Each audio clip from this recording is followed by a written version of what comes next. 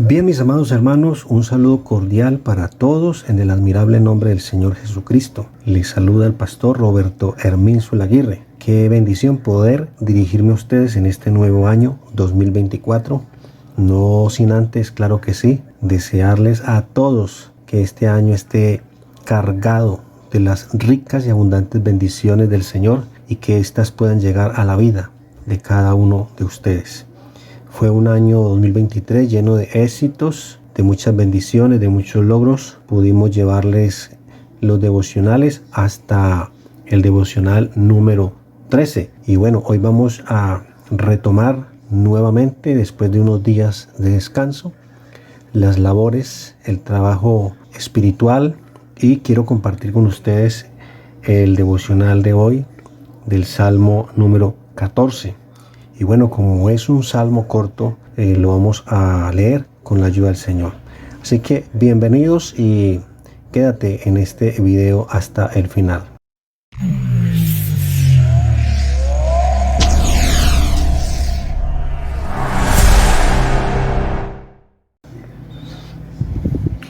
Lectura del Salmo 14. Necedad y corrupción del hombre. Dice el necio en su corazón: no hay Dios. Se han corrompido, hacen obras abominables, no hay quien haga el bien. Jehová miró desde los cielos sobre los hijos de los hombres, para ver si había algún entendido que buscara a Dios. Todos se desviaron, a una se han corrompido, no hay quien haga lo bueno, no hay ni siquiera uno. No tienen discernimiento todos los que hacen iniquidad, que devoran a mi pueblo como si comiesen pan, y a Jehová no invocan. Ellos temblaron de espanto, porque Dios está con la generación de los justos. Del consejo del pobre se han burlado, pero Jehová es su esperanza. Oh, que de Sión saliera la salvación de Israel. Cuando Jehová hiciere volver a los cautivos de su pueblo, se gozará Jacob y se alegrará Israel. Bueno, el salmo de hoy nos va a proporcionar un tema muy especial y yo lo he titulado: Conozca la vergüenza necia del pecador. Bueno, sería bueno dar un poquito el significado de lo que es la palabra necio. Según el diccionario, necio significa ignorante, también significa ateo, malo o tonto. Y el Salmo 14 comienza con una declaración contundente.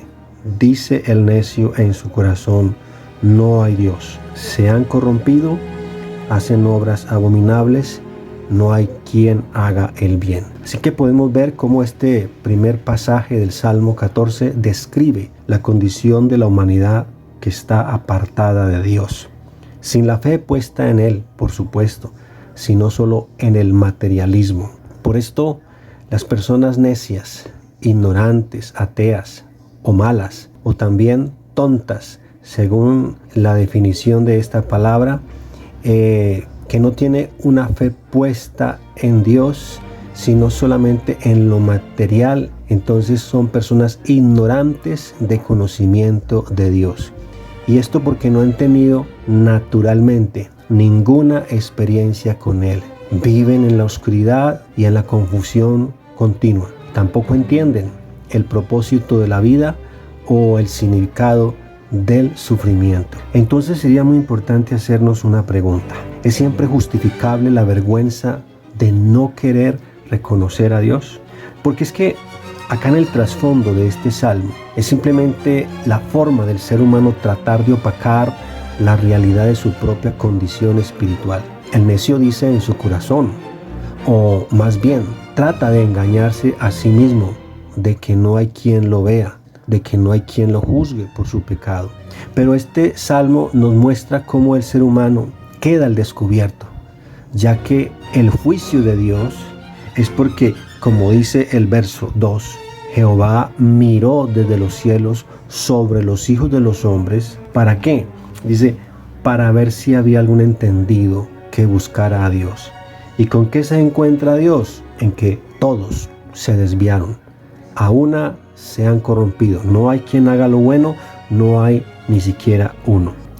Entonces el ser humano podrá hacerse el ignorante, el ciego, frente a esta realidad, pero hay algo que el hombre no alcanza a entender, y lo ignora probablemente es que Dios ve. Dios está por encima del hombre y sabe que es por la injusticia, por la violencia, que el hombre prefiere negarle a Dios la oportunidad de amarle, que prefiere negarle a Dios la oportunidad de salvarle, que prefiere negarle a Dios la oportunidad de que Él exista en sus vidas, en sus mentes y en sus corazones. Pero muy dentro de sí hay una conciencia propia que le está diciendo al hombre que es culpable. Porque cuando pecamos nos separamos de Dios y nos convertimos en enemigos de Él. Y allí es donde viene a obrar la vergüenza del pecado. Oiga bien esto, que no es algo que se aprende, simplemente es algo que el ser humano lo siente desde muy dentro de sí.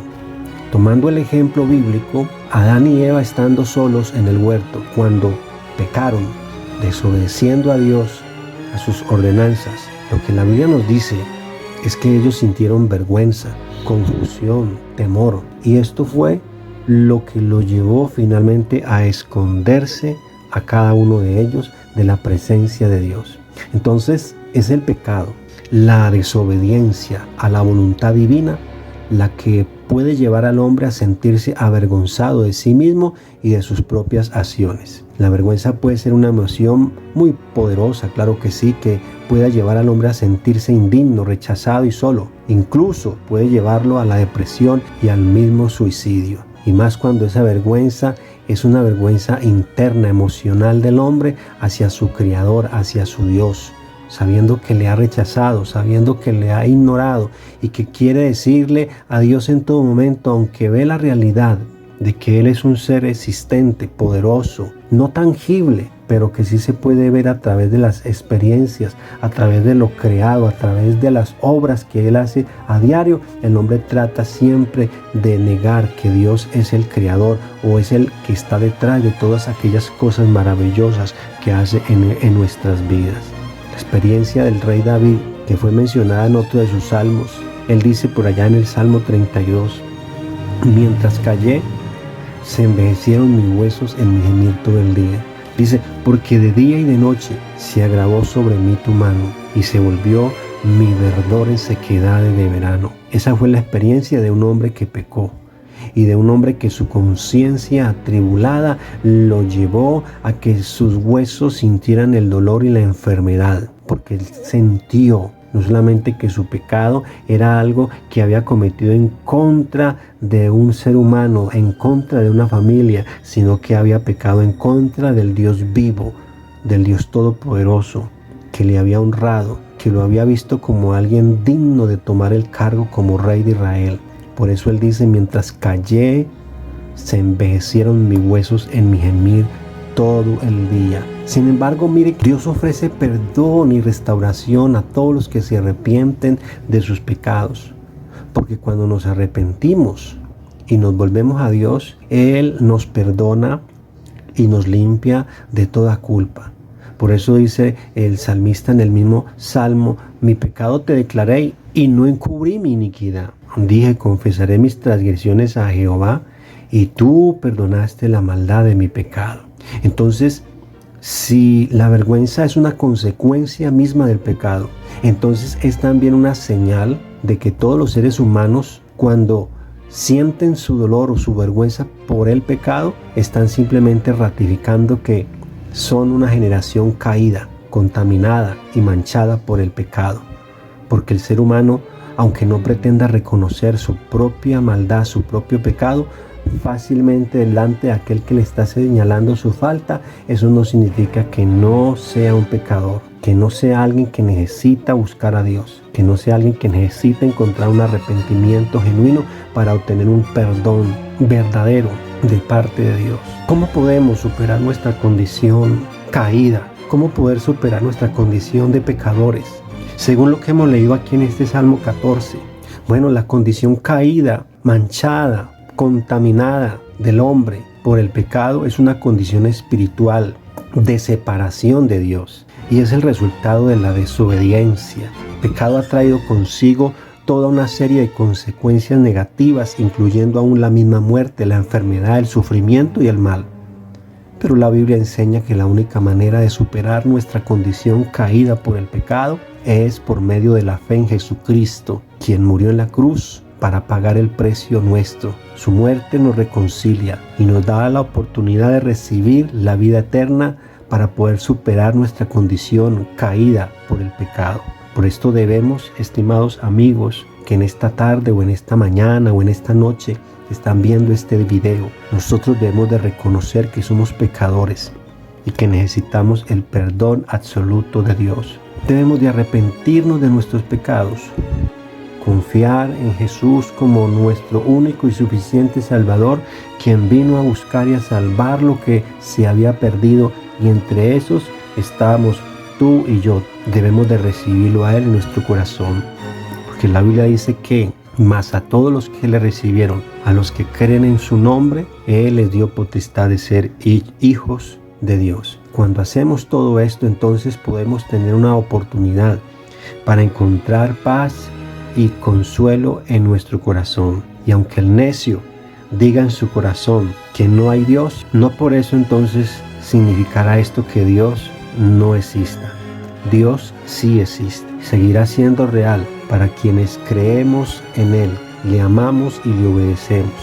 Y para el necio que dice que Dios no existe, pues todavía existe la misericordia gratuita de ese Dios poderoso. Ese Dios está dispuesto a salvarle, está dispuesto a perdonarle y está dispuesto con unos brazos abiertos a recibirle en el momento en que el hombre ateo, en que el hombre necio, malo, pecador, decide entregarle su vida a Él. Cristo te ama, estimado amigo. Cristo quiere salvarte, y aunque pueda sonar una frase de cajón, probablemente usted allá en la soledad de su hogar, de su trabajo, en la que se encuentre usted puede estar necesitando de ese Dios maravilloso, de ese Dios amoroso que dice: venid a mí todos los que estéis trabajados y cargados, que yo os haré descansar.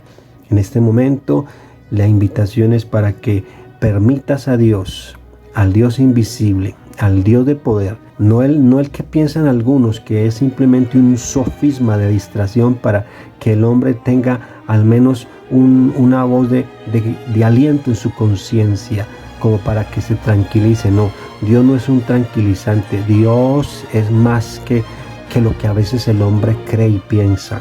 Dios es poder, Dios es justicia, Dios es misericordia. Y Dios entregó un día lo que más amaba. Entregó un día lo que probablemente muchos de nosotros no hubiéramos podido hacer. Entregó su propia vida, entregó su propia existencia. Como hombre fue a morir a la cruz del Calvario y está dispuesto a darnos vida y vida en abundancia si le aceptamos en nuestro corazón. Bendiciones en el nombre de Jesús para todos, y nos veremos en un próximo video.